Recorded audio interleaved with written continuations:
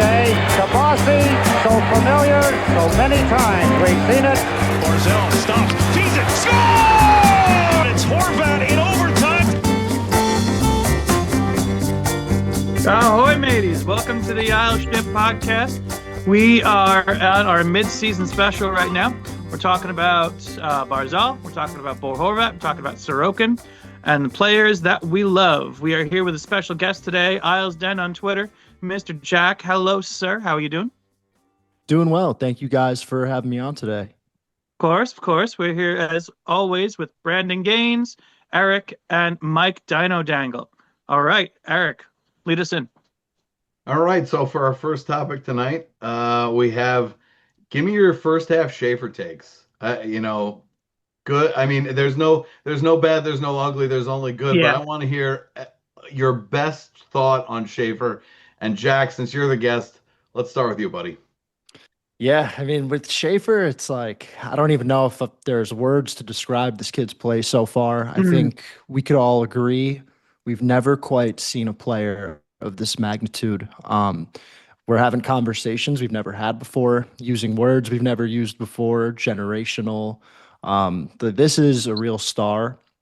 And I would say my biggest takeaway, we've had a lot of conversations about potential trades, who you label as an untouchable.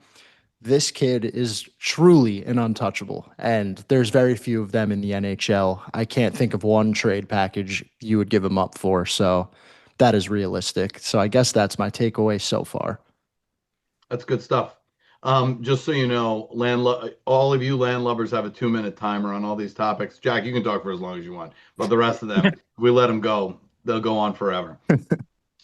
Mike, how does Matt Schaefer make you feel in your loins?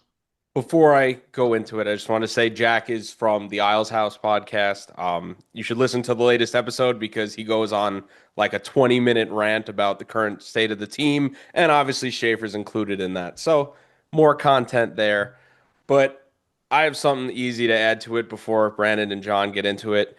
I was looking at the comments page after our win on YouTube. That was against the Leafs, the big game hockey night in Canada. Every single comment, checking these accounts to see where they're coming from, not Islander fans. This kid should be on Team Canada.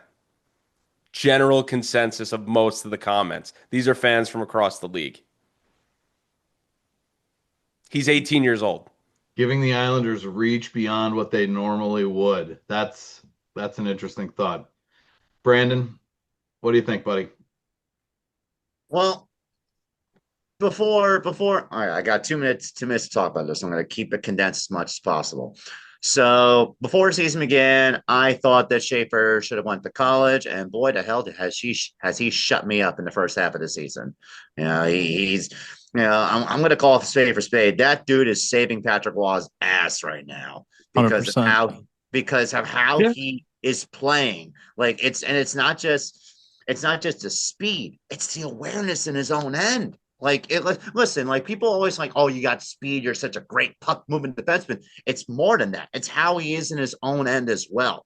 The fact that he picked this up in that quick of a fashion, we'll talk about the power play later on, I think. But in terms of how he is playing overall, you can't ask for more than this. How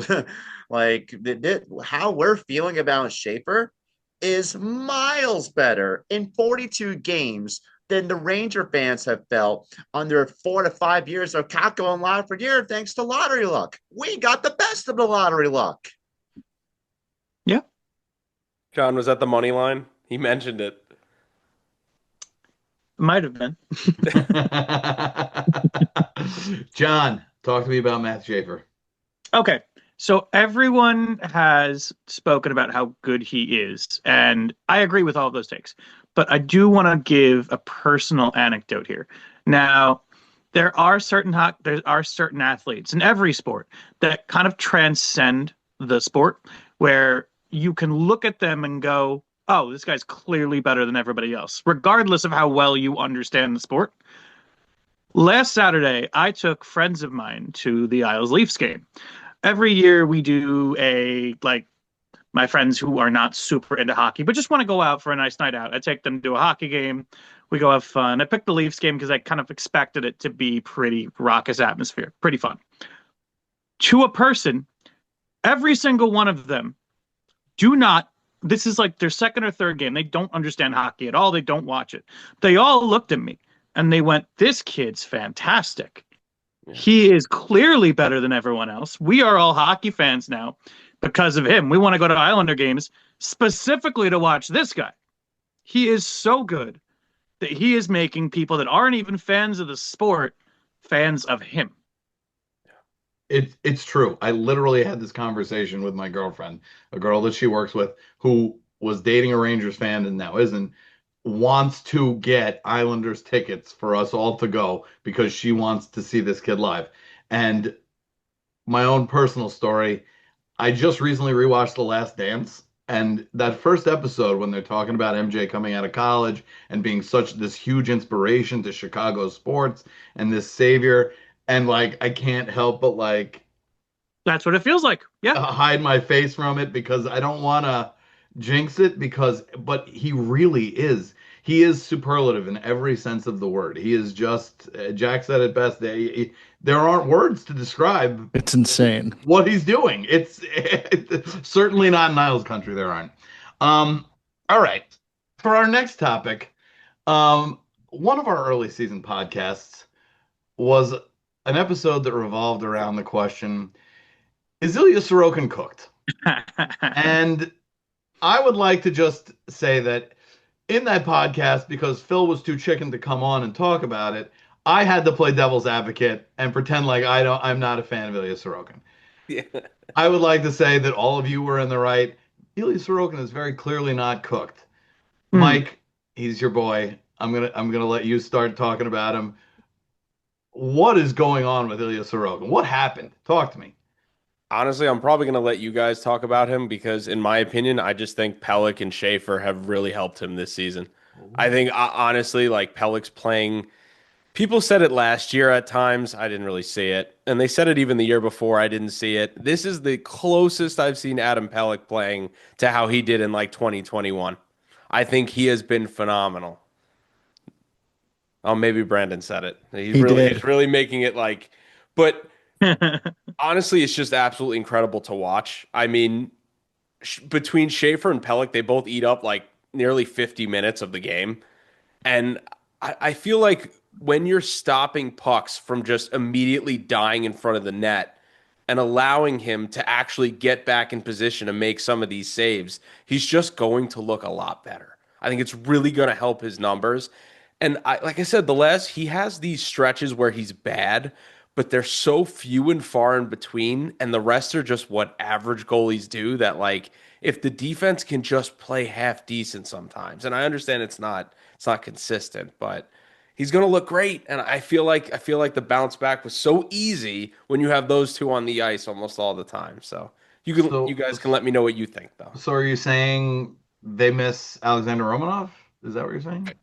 What I'm saying is that I think he's always been great, but when the team plays well, he's going to look super elite. Like it's going to happen, you know? And I understand the metrics don't always back that up, but towards the middle of the season, and you brought it up, so I'll just say it, when Romanov went down, some of the proprietary data, if I can say it right, was saying that the Islanders were playing well defensively. They were only giving up like 5 or 6 high danger chances a game. So when you're doing that, well, yeah, you're going to make any goalie look good, but in particular, you're going to make an elite one look fantastic. Jack, I'm going to throw this one to you, buddy. Is it the defense, or is it a certain psychological coach that the Islanders hired, or is it something else? No, the psychological coach. I forget her name, and I shouldn't be forgetting her name, but she might be the team MVP up to this point. With Sorokin, I've really been all over the place with him for the last few years. Obviously, he came off that great season in 2023, and then the season that followed that, he got benched for Varlamov, and I think he played poorly during that stretch. Last season, you were hoping for that bounce back, right? He comes in with the back surgery, and they just eventually throw him into the fire when it felt like they were going to give him some real time in the beginning to recover. But Varlamov, now we know, wasn't healthy himself. So he gets thrown into that situation. I thought defensively last year, the Islanders were really bad. And I thought last season was a tough year. So, as someone that wasn't his biggest fan, I kind of gained a lot of respect for him last year just because after his defense is just like disgraceful in front of him, you see a lot in the NHL. These goalies take their stick, slam it as they're coming off the ice, they're throwing stuff. Like he always holds himself to a standard of just being like a really good teammate. And this season, I went into it, I was like, all right, like we're going to get a great season out of him because, he's kind of due. He had the back surgery last year. He had that bad year the year before. There's got to be something here. This guy was so hyped up. Start the year, it's pretty rough, right? Like the first 4 or 5 games, I'm like, all right, I just have I have nothing else for this guy. I guess he just is what he is. Like he's just an average goalie. But no, he should be the Vezina favorite in my opinion. I think he's played out of his mind, and I think he's one of the 5 reasons I think he's one of the 5 players that are absolutely carrying this team this season. So Yeah. much respect to him. I think he deserves 90% of the credit. I think defensively, they're getting better play out of guys like D'Angelo and Pollock, but I think it's because they have some elite guys next to them. Pelech, Schaefer, those guys are in that group of 5 that are just carrying. So I give Sorokin a lot of credit. Brandon, I get the feeling that you're going to give the credit to something other than Sorokin, so I'm gonna send it to you next. Oh, No. I told you last time we had our episode. I said Sorokin did not deserve any of the blame going his way for what was going on early on. You saw, like, did we forget how the abysmal D'Angelo Romanov pairing that My goodness. set a record so for bad. high danger chances given up per My game? goodness. Did we forget about how bad that was? Yeah, you can't blame Sorokin for that. Like you blame everything else under circumstances like that and a bunch of other variables before blaming Sorokin. Sorokin right now is the reason why our penalty kill isn't in the bottom 20s right now. Like he and Riddick too, to an extent, but mostly Sorokin. Like That's a really good point. is tracking the puck a lot better in the penalty kill than he did last year to a higher standard. Last year it was pretty bad. This year it's above expected. In terms of tracking a puck, knowing where it's going, reading the angle, knowing where the rebounds are coming from. And I don't know if that was film that he watched by himself or if this is enforced by the new goalie coach to, hey, reassess what you learned last year, adapt. Because the penalty kill system, they're still coaching the freaking diamond, by the way, but he's more aware of it now, which is what you want. Obviously, when you're paying someone $8 million, he should be playing like that. You can make the case he's playing above that value right now. Given the circumstances going on, given essentially the revolving door around Mayfield's pairing partners, Sorokin making the best of a bad situation. You can't ask for more than that. And you're seeing it unfold. All right, 2 things. First of all, the penalty kill is still diamond because diamonds are forever. And second, shout out, it's Sienna Sylvester is her name, and she absolutely deserves some kind of recognition because the team looks mentally healthy all the way around. John, take us home for Ilya Sorokin. What do you think? So I think she's doing a great job, and I think that the psychological well-being of athletes is incredibly important. And it just seems like the vibes are a lot higher right now. So between her and Schaefer and just having a lot more joy added into the game, it's making a big difference. I attribute Ilya Sorokin's resurgence to him just feeling more comfortable in net. Between the defense, between the psychological evaluations, and between his goalie coach, which is the former goalie coach that he had in the KHL, that made a dramatic difference for him. When they switched goalie coaches, it was you can look at the data. It's night and day difference almost immediately. It seemed like he was tracking pucks much better. It seemed like his rebound control got much better. And it seemed like he was just so much more comfortable in net. He was coming out more to make saves. He wasn't sunk back into his net as much. He was just a completely different goalie after that. And for me, that just speaks to someone telling him, you were an incredible goalie in the KHL. Why don't we go back to that? How you used to play. the confidence that you used to have. You know that you're the guy. Let's just go back to it. And that's what's working this year. Yeah, I would have what I wouldn't give to be a fly on the wall that first conversation that they had once Yeah. they brought him in, right? What you got, Mike? Absolutely. I just wanted to add to John's point. I like how we all have like a different take on it, which is still Mhm. good because he's been that good that you can look at it so many different ways. Sure. But rewatch some of that Devils game, even though we won 9-0, the confidence on his saves, he was flying out of the net. Off the charts. There was a Luke Hughes shot where he made it look like literally a change up because he just glove one, came right? out and grabbed Mhm. it. Yup. Yeah. It was literally like 5 feet away from him too. Like he could have gotten, average goalie, maybe they're sitting back in their net there, they get sniped. No, He he's came playing out with and just swagger. it's going to be funny, but it reminds me of Shesterkin sort of. There's sort of that like I have so much swagger that like throw whatever you want, it's not going in sort of deal. Yeah. So It became that at one point when it was like 5 or 6-0. The Devils were still pressing, and the Islanders, you're up 6-0 in the third, and he's just like, it looked like he was genuinely having fun with all the high danger chances, just Seriously. like flying around. It was awesome to watch. Eric said it before privately to us, and I'll just say it now. Like it's when you go up a couple goals, though, I feel like your goalie's going to be so confident, and the Islanders Yeah. always struggle doing that. So like when you finally get to see it, you're like, ooh, I wonder how this guy would look if like the team was able to score 3-4 goals a game. You know what I mean? I Like, I'm believe curious. the quote was we were talking about high danger chances, like Yeah. the high danger chances in that game, and the question was exactly how high danger can a shot be when you're up 5-0? But you know what? There is some truth to that. Like honestly, you probably feel a lot more free. Like you give up a goal, who cares? You have 5. Like Well, that's the thing. Yeah, at that point, you can make mistakes and not be punished for them. So it's your time to try different things, to be more confident, to be more bold in net. Because if it doesn't work out aggressive. for you, who cares? 6-1. It's I fine. mean, just to wrap this up as succinctly as I possibly can, I don't think you get to be the franchise leader in shutouts in 5 years and not be at least an awesome goalie, if not one of the best. Like the amount of time he's done that is ridiculous. So I hate to take a negative turn, and maybe it'll be hard for you guys to actually come up with one. But our next topic is I'm going to need one negative from the first half of the season from everybody. And John, since you've gone last twice, I'm going to put you on the spot and start with you. Okay. While I don't think he's been that bad, I do think that Jonathan Drouin has not been as good as advertised. He he's a really good playmaker, and he does a lot of the little things well, and I understand that, but his shot is just cooked. Like it's just not there. He's not a goal scorer in any way, shape, or form, and we have enough playmakers on this team. We need actual shooters.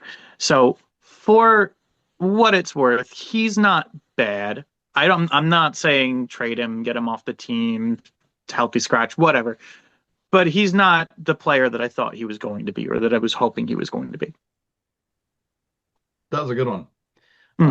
And I hate how apropos it is. And Phil, if you listen to this, I still like Jonathan Drouin. You can go screw yourself. I second that. Yeah, no, I agree. I don't hate his And game. he knows that. It's just not the guy that I was hoping he would be. My texts are literally right. saying, Eric, it's like he's terrible. That's like the last thing I have from him. I wonder You know how many exactly- people he says it to, man. I get Here's them the too. thing. Here's the thing. I think if Kyle Palmieri is still healthy and on this team, then Jonathan Drouin, the fact that he's a playmaker and not a scorer, He's a much more doesn't stand helpful out so asset at much that point, because yes. now you've got another person for him to pass to, and Yes. PK2 and line 3 are probably a lot better. It's crazy how much that one depth injury to a scorer, which obviously the Islanders are usually relatively short on, has hurt. But like as a depth signing and for the price, like I'd do it again without question. But that's a fair point. Agreed. Mike, what do you got for a negative for the first half of the season? All right. Yeah, this is probably stealing this from one of you two because it's the obvious one. I'll just jump on it because I have focused on it for so long. It's Romanov. He was god awful. Like just honestly, I guess it's almost, I don't want to word it that way, but I do like how D'Angelo rebounded after before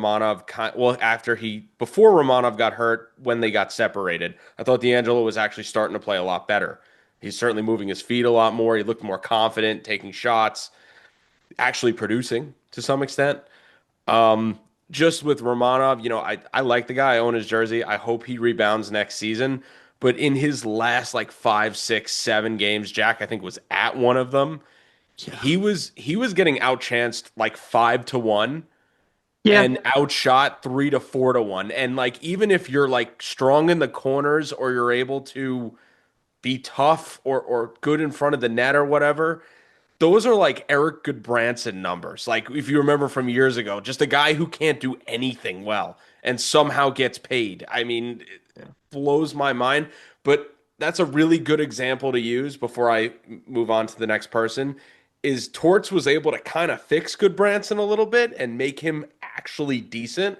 Maybe there's hope that that contract isn't all but lost. Comes back next year, it's a clean slate like any guy would get, right? On a contract like that. You have But to. abomination this season. It was so bad. I think it was you that pointed it out, but like those minutes were not against like Yes, top I've said guys it. either. He was like struggling against. Once again, everybody knows if they're listening. Credit to Dom on X. Everyone knows who he is with the charts and everything.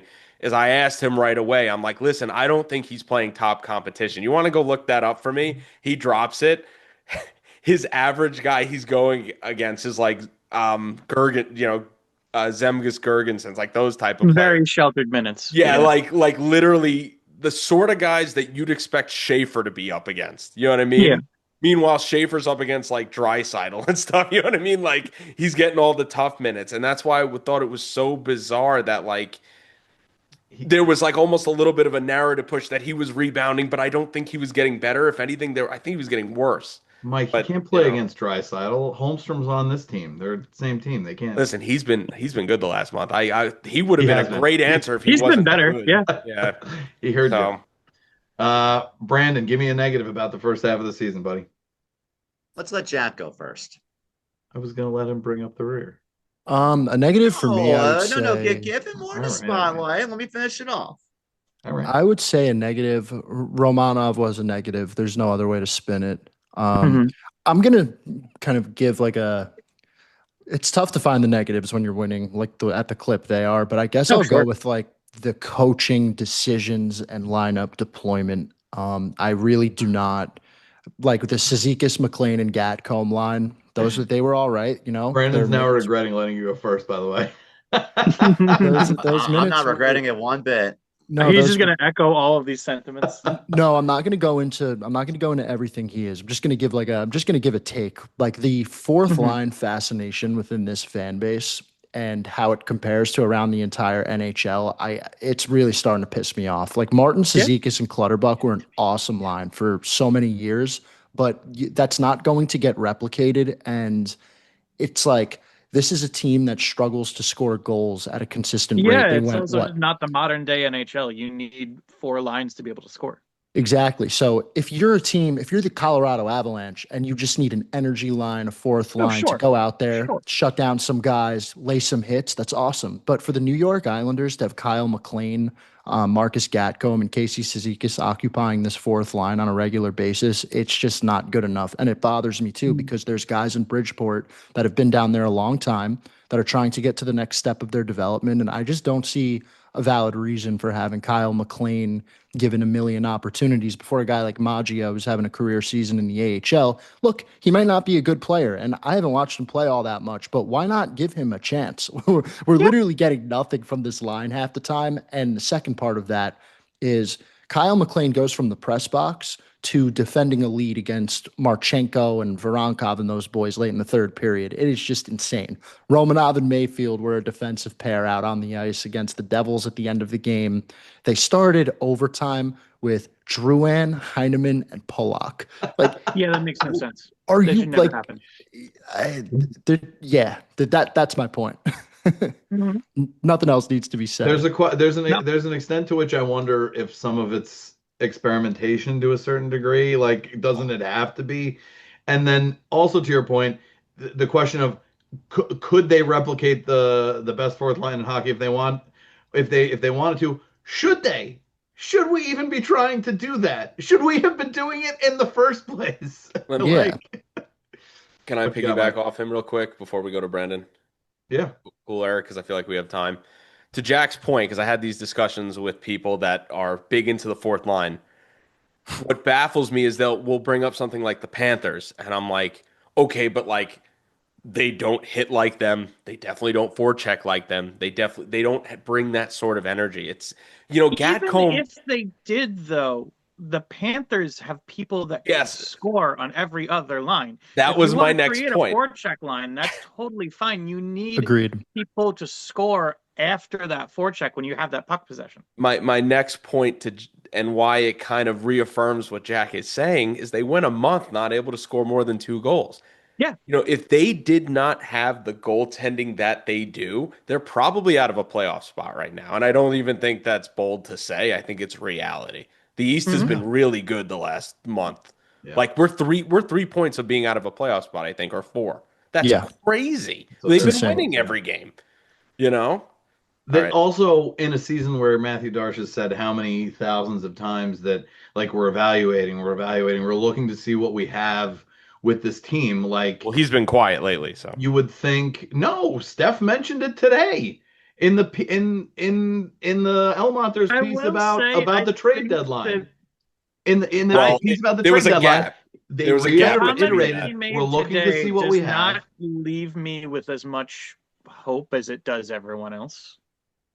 Wait, say that again. The comment that he made today does not leave me with as much hope as it does everyone else. I'm not even talking about that. I'm just going to Jack's point and Mike's point too, when you're going through a scoring drought like that, why are Yeah. you icing these people who do not have any discernible skills when you could Sure. be giving either different vets from the AHL or younger Joey guys Larson. who could benefit from some NHL time, Been good down there. like who have been good. Maggio in particular, Yeah, another guy. Jeffries, right? Like what do you have to lose when you're in that kind of drought? All right, Brandon, you wanted to go last. Give us your negative. I'm starting the timer. You might need a little bit more. Make it 2.5. We'll give you a little leeway. Okay, so there's a reason why I wanted Jack to go first, because it was going to tie right into what I was going to bring up, Yep. and that's the fucking power play. Like, holy crap! It's so unbelievably fucking frustrating seeing. Listen, and I know we discussed this earlier, like a week and a half ago. We're going, oh, maybe Matt Barzell wants to be on the left half wall. Okay, then why are you putting Callum Ritchie in that spot too? They're both playmakers. Where are they going to pass the puck if they're on the left half wall? They're righties. You don't see the Rangers doing that with Panarin. That's nonsensical. Matt Barzell, every time you've seen a successful power play setup work, it's when Matt Barzell is on the right half wall. Don't give me that Heineman 6-on-4 goal against Buffalo as a counter argument to that. Okay? That's just lying, not reading the pass properly. Okay? Matt Barzell has plenty of room to distribute when he's glued to the right. Ditto to Ritchie, by the way. Like, how do you not understand this? They are not shoot first players. They are pass first players. Like I don't get it. I don't get it. I don't get why they don't do this. Because previous evidence in 2020 and 2021 showed that it worked when Barzell was glued to the right side, where he's able to make those fast passes. And guess what? If all those shooters are taken, and he can either cycle around, draw the defender in, and dish a puck out to the bumper spot, or he takes a shot because you have to honor the chance given to you.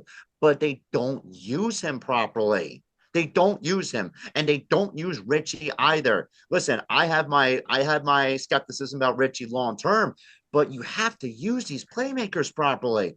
Like, they should not be. Listen, I have issues with Colorado's bad shooting luck too, because they're only right above us on the power play. We should not be 27th in the league in power play. If we use certain players properly, give me league average at least. Listen, I'm not saying we have an all like a world caliber roster. We don't. We should not be in the 20s right now with a proper setup formation.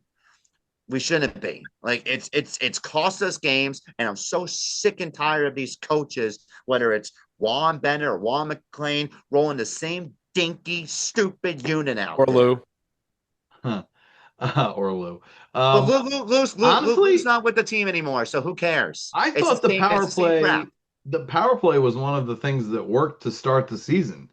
They were hot, and then it felt like they regressed to what They got lucky. They got they were lucky used. early on because no one knew how to Well, scout Schaefer right away. I Oh, that's think fair. what might have also been happening was Horvat was on a heater. That shot was on a PDO bender, and Yeah. he's since kind of regressed in that Well, he's been out. scenario. He's been out. I don't think his Man, rates I'm No, are but any shaking from that. even before he was Well, yeah, out, he was on like it a was not 56 goal as pace, if you remember, or something like 10 I don't yeah. know. We got to He find was the calculator. He was lighting it on fire in the beginning, and then that kind of cooled off a little bit. Yeah.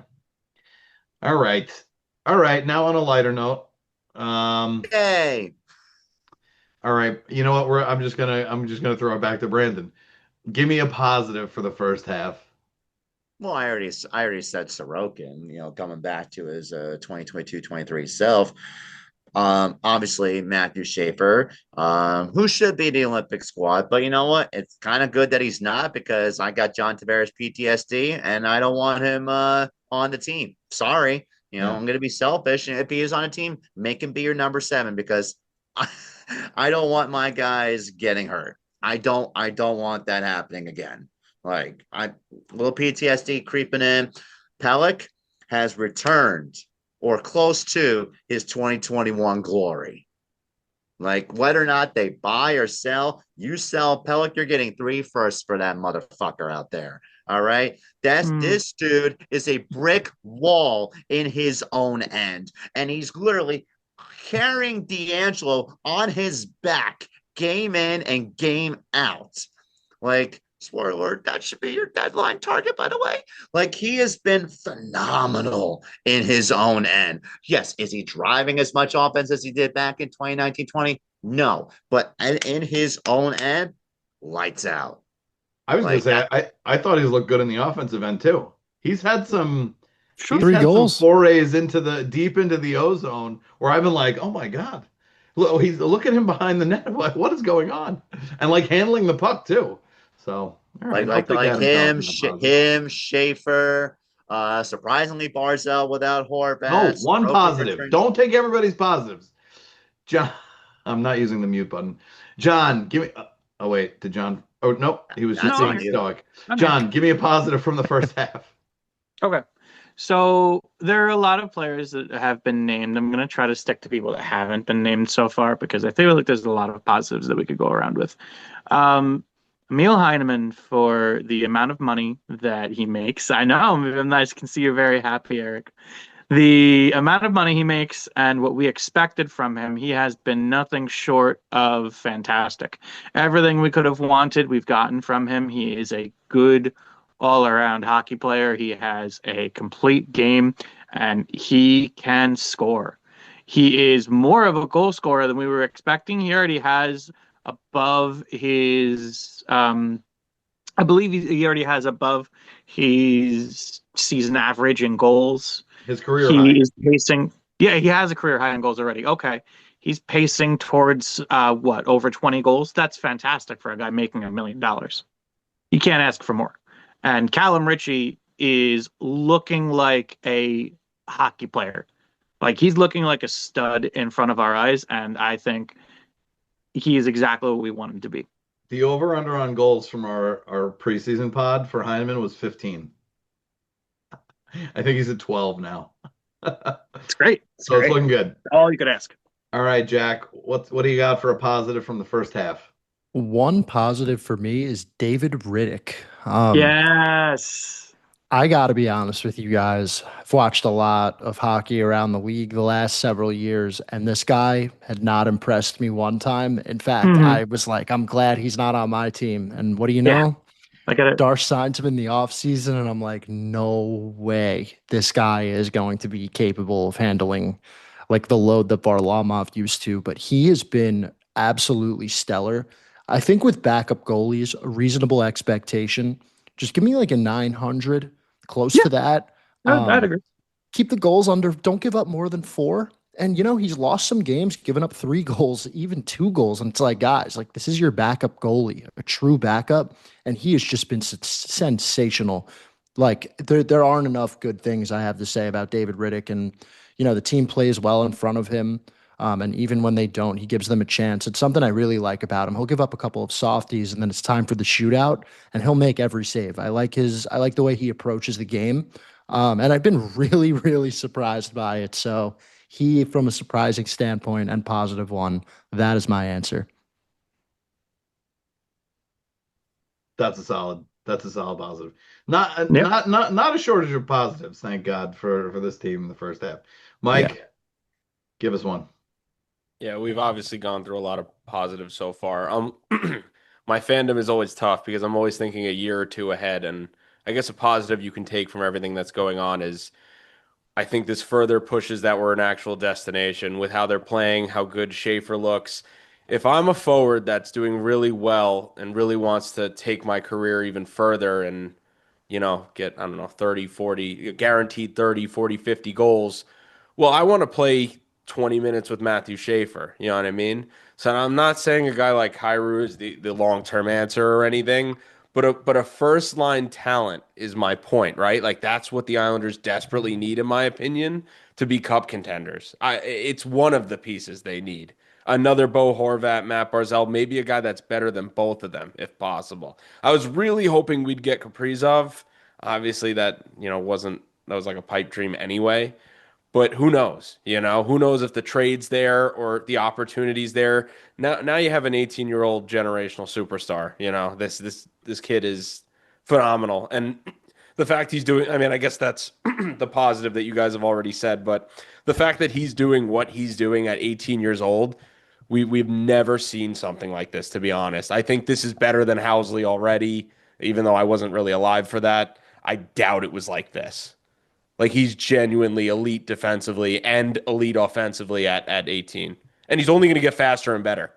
So, I mean, you say we've never seen anything like that. Think about how many teams in the league have seen something like that on their team.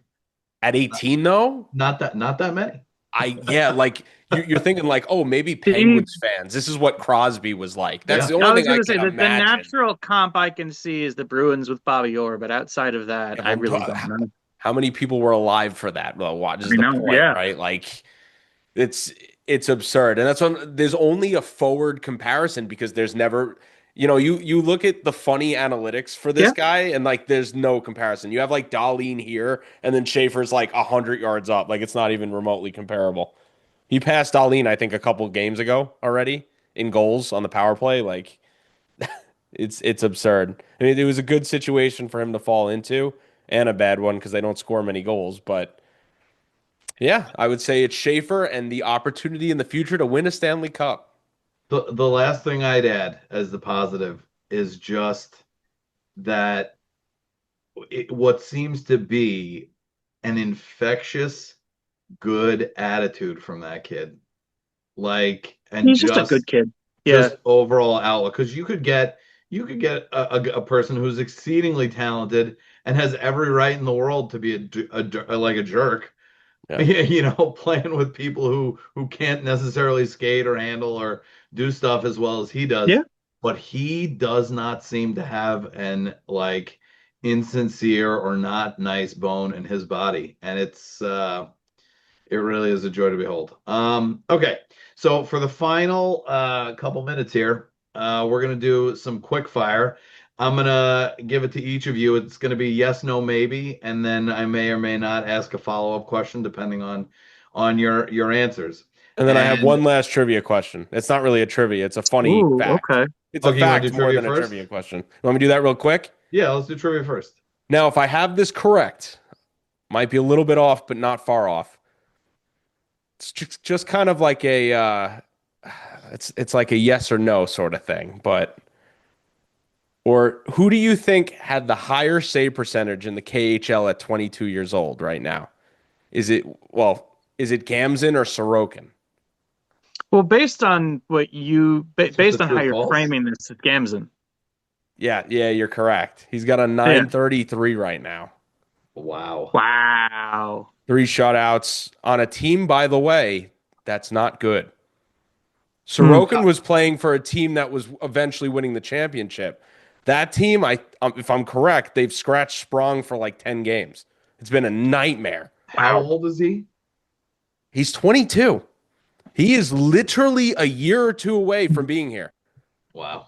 How long? Rich is just That's great. a year-long deal, right? We're gonna be having is the Sorokin Cook dialogue as this superstar goalie steps in. I mean, it's just Fingers crossed. So what it's you're like saying it is when the feels like expansion draft comes in 3 years, we can expose Sorokin, no complications. Wait, does he not have trade protection? In 3 years, he'll transfer to a modified no trade. Oh, okay. Good to only know. something Brandon would know. Jesus. Which is when Atlanta will become a team again. Is it definitely? It's Okay. definitely expansion in 3 years. Or is that the expectation? They're going to pitch it because of money. That's Yeah. why. So the Has owners there not ever been spending- a tandem of Russian goalies that has been like elite? Other In than the on league? the Russian Olympic team or the Russian national No, I team? mean an actual NHL team. Has there ever been a tandem of Russian goalies that have been That's a elite at the same Wikipedia time? question for Brandon because I have no idea. Yeah. Yeah, I don't know. Panthers, right? No, Bobrovsky, right? But who was? Oh, maybe I'm wrong. Well, there have been a Well, lot we of had Varlamov, really Sorokin. good That's pretty Russian goalies. close. All right. Yeah. So yes, no, maybe. I'm trying to think how we can. Didn't the do- Flyers have Brizgalov and Bobrovsky together once? Probably. They but did. Might have Brizgalov been. is not as good as Varlamov, in my opinion. Brizgalov sucks. He's always All right. sucked. No, All right. whatever. But all right. Should we just go alphabetically, or is that too complicated? Brandon, Jack, John, Mike. Whatever you want. Yeah, let's do it that way. We'll do it. So, Brandon, yes, no, maybe. I would be worried about Matthew Schaefer playing in the Olympics due to overuse. Yes. Jack, Yes. John, No. Mike, No. Jack. Why would you be worried about overuse? Let me clarify. I'm all for him going to the Olympics, but I think rookies in general, you see it with younger players, they're actually the ones that the level of fatigue starts to show as they get later and later into the season. So him getting a rest is like a major positive for him to come in and be like a huge difference maker down the stretch. So I think from that standpoint, fatigue wise, it definitely benefits him not to go and to just rest up. But that doesn't mean I'm against him going. If they select him, I'll be as excited as anyone. Jack read the assignment. He listened to the question and he answered. I'd love to have you as a client in deposition. John, you're not worried about overuse at all? No, the reason that I am not worried is because I think that the potential experience that he could get from playing with guys like Crosby, McDavid, McKinnon is more of a net benefit than my concern over overuse is. He does not look like he is fatigued at all. He's an 18-year-old kid. They got energy to spare, and he also did not play a ton of hockey last season at all, so he should not be nearly as tired as we would expect him to be. He's not showing any fatigue. His minutes have gone down from what we saw at the beginning of the season, so he's being treated like an actual normal NHL defenseman and not like the savior of the team right now. I'm not concerned. Mike, I'll let you throw it in, but I just want to throw in my 2 cents, which is I accept your point that it would be a cool experience to play in the Olympics for represent. And what I've told Mike is that he's going to represent his Canada a million times between now and wherever. And I'll be I don't dead. think this year is necessary. What I'd prefer him get the experience of is resting now and getting some playoff experience this year. Okay. And guaranteeing an Islanders playoff berth with that rest. Mike, what were you going to say? I know I'm breaking the rules, but I just want to add that I don't think he would play that much. That's why it's like it would have been fine. But okay, next. That's true too. That's fair. He could be on like a 10 minutes a game, You know what would happen? Maybe. He would play. yeah. They would start. I'm sorry, but And like I and disagree he'd because force they would their start. hand. Oh my God. Yeah, You they would- would start with No. just going to give the kid 10 I'm minutes. actually with Jack. I do really think that he would play well enough that he would force their hand and get a bigger role. You never But I know. don't see that as a net negative because I think him playing on a line with Makar is such a learning experience for him that it could take him from being an elite level superstar to that like next level that we didn't even know existed. I'd worry that he'd learn exactly how bad the Islanders right-handed defensemen are. The come down from Makar to Polak, man. I Brandon. don't really think Brandon, he has that kind of personality. I'll be honest. Brandon, I got to get you involved in here. Who are the current left-handed defensemen for the Canadian national team? Do you know? Harley. Yeah, Harley's one, but isn't he still hurt or is he back now? No idea what they're doing. All right. I think, as far as I know, he's back now. Devin Taves is the one that's hurt. I'm just curious about the Yeah. guys he would be embarrassing in practice and on the ice. You know, like would that come to pass? The funny part is I can't name the other ones. That's how embarrassing that was. All right. Yeah, next. Devin Taves, it's Harley. Oh, and Morrissey. it's Morrissey. Yeah. boy. How are you taking anybody from the Jets right now? They suck. Yeah.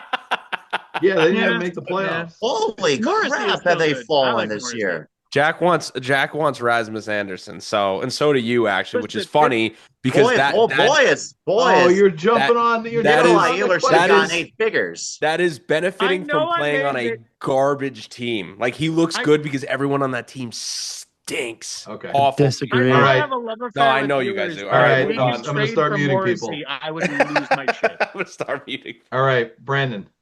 Yes, no, maybe. I am willing to trade first and second round futures to bolster this current roster.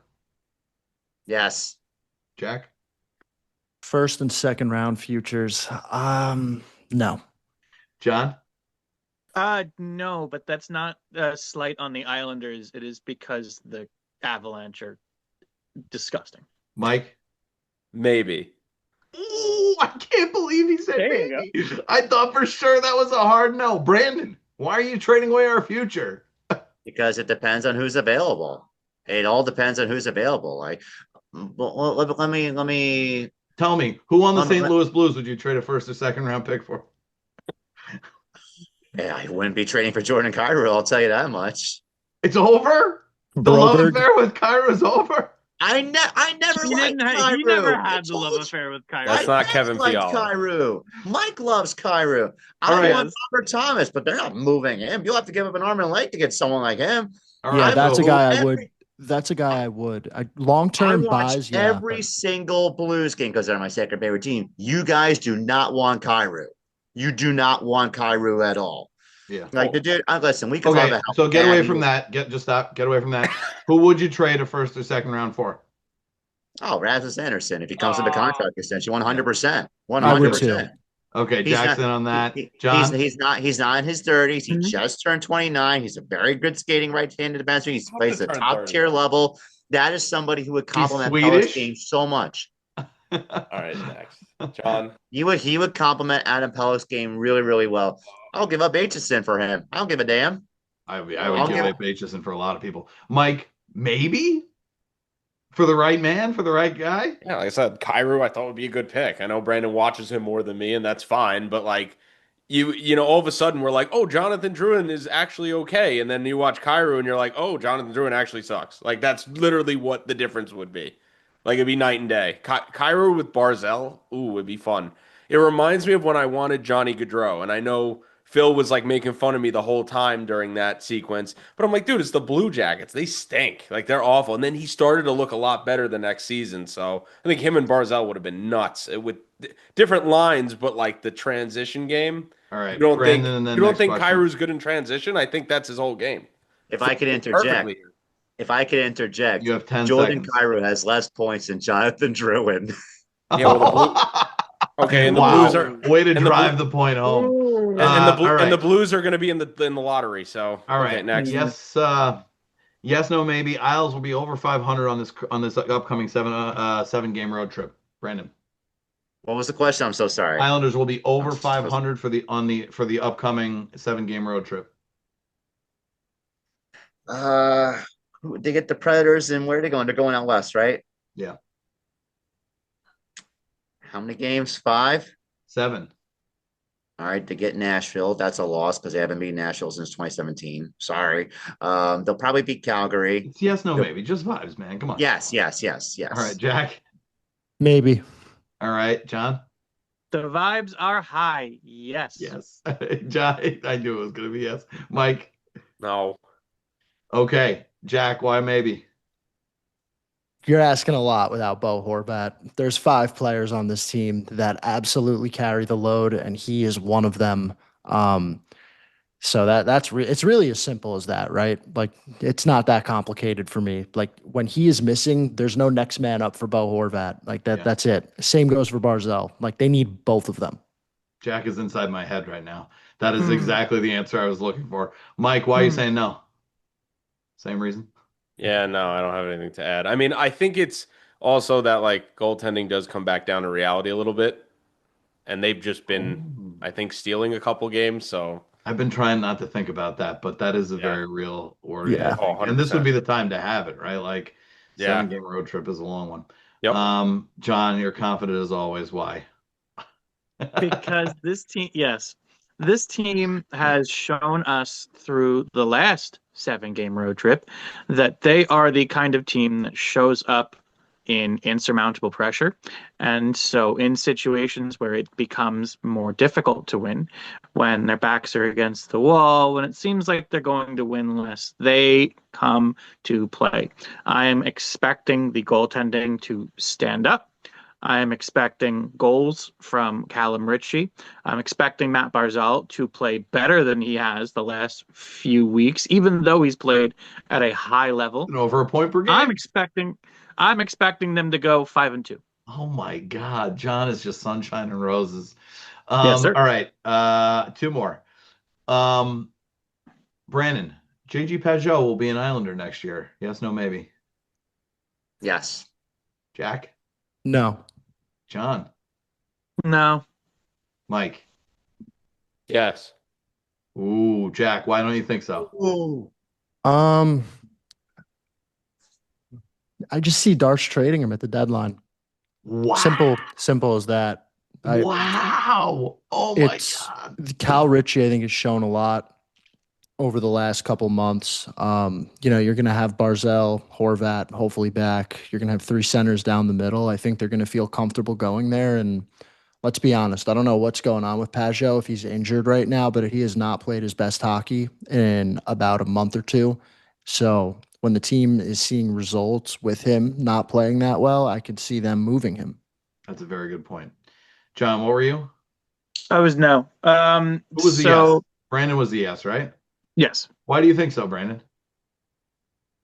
I don't think Callum Ritchie is ready to be like a mainstay 45, 60 point guy right now. And you need to bring back Pajot just in case, just to make sure you ease Ritchie into that role even more. If you think he's that guy. And if anybody is going to be expendable, it should be the other pending UFA player. But Pajot, the guy who's been there's no captain forever. What's up? The guy who's been captain forever. Uh-oh. Well, again, new GM, no attachment. I'm on the mindset you can never have too many centers. There's no such thing as too many centers. I don't think Pajot signs for an exorbitant amount of money. He's got his money already. I think they'll give him a short-term deal with a lesser AAV than what he's making now, just to keep him into the fold. I will say, and this is just going off of like, I can't remember specific quotes, but I feel like I read Steph's newsletter every morning on the Substack. It feels like Pajot's been mentioned a lot in like a mentorship role for a lot of guys. Yeah. And even though that's not necessarily translating on the ice, it has made me really, really wonder how integral he is, or how integral Darsh might see him to not just the current success, but bringing along other guys in the future.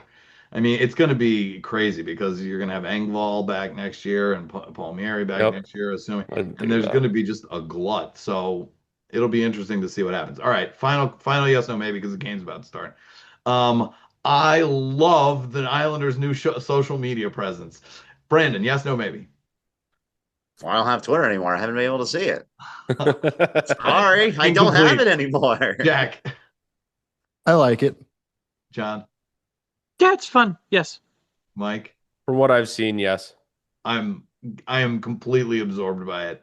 Like, I first of all, it does. I can't remember where I read it, but it was like they want more women at UBS. They're like, we want to bring more Oh women yeah, to that sports, was that was and their that is VP of marketing that absolutely the said way that. to Yes. do it. And they're doing absolutely the right thing. I can tell because my girlfriend is obsessed with the Islanders. She gets so many hockey TikToks now, just exclusively because of all the Islanders stuff that she started getting. Good. So Yeah, it's Great. about adapting. Yep.